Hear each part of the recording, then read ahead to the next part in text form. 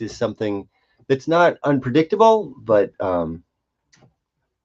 creates this sort of who knows what's going to happen next, which is kind of why I started this a very long time ago.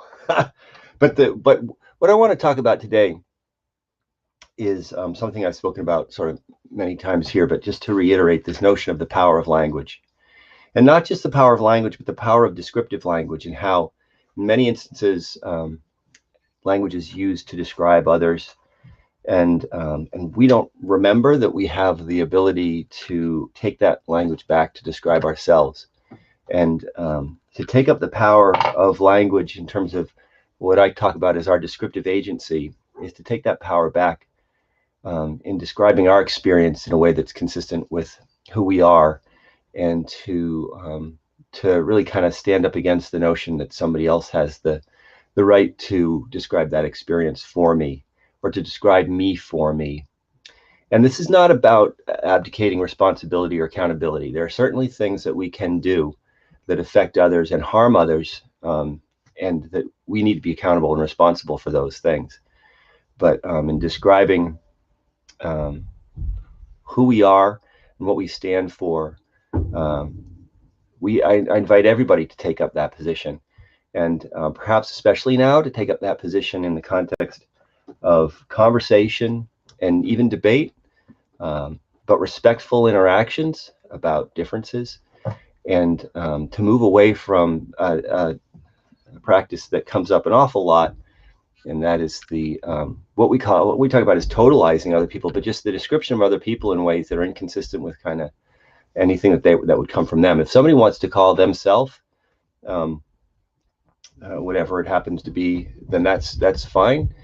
But if I take up that before that person has made that specification, and kind of toss that as them, then that's kind of what I'm standing against. And so yeah, so my when I take up my descriptive agency, I'm able to describe myself in ways that are consistent with my intentions.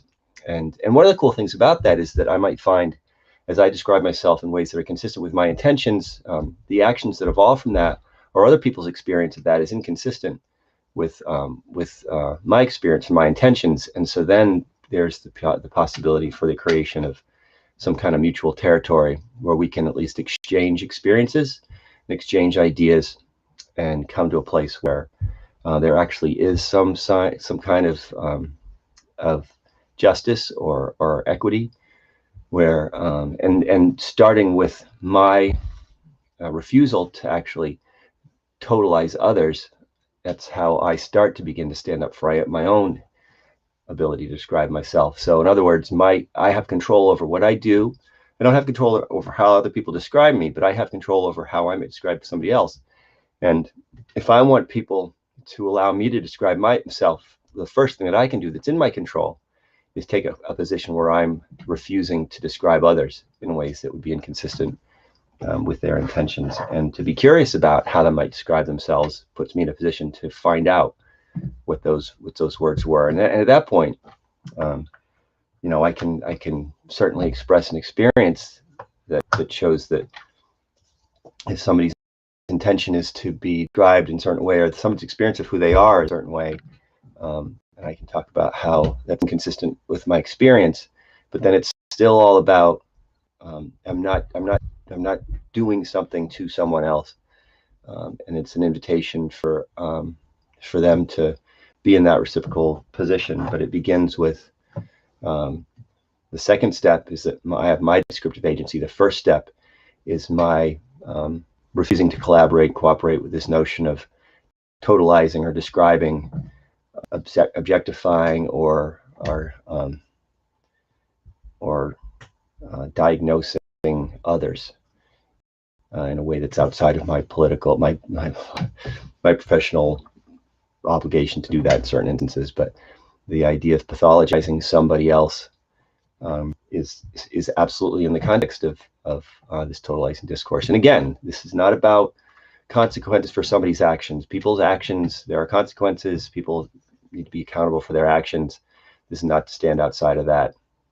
This is not to say that people should not be accountable for their actions. People should not be held accountable for their actions. People should not be characterized as having done certain things. It's not about that. It's about descriptions and in the context of conversations. But again, the power that I have is to refuse to totalize others. That is something I can do. That is a choice that I do make and I am making. And so something to think about in these days. I'll be back tomorrow and we'll have something else to talk about, I'm sure.